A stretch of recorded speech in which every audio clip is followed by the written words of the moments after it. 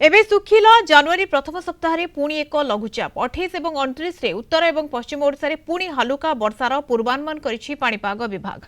संभाव्य पश्चिमा झड़ प्रभाव रे आसंता 27 रु 28 तारिख बेलकु उत्तर पश्चिम ओडिशा रे हालुका वर्षा संभावना थिबा भुवनेश्वर पाणीपाग विभाग पूर्वानुमान करिछि। 27 तारिख राज्य रे पाग सुखिला रहिबो। 28 तारिख रे 6टी जिलार गोटी दुईटी स्थान रे हालुका वर्षा संभावना रहिछि। 29 तारिख बेलकु मयूरभंज, केन्दुझर, बालेश्वर, सुंदरगढ़ गोटे दुईटी स्थान में हालुका वर्षा हो पारे। कौनसी स्थान में बड़ वर्षा नहीं आकलन करा जाय नाही।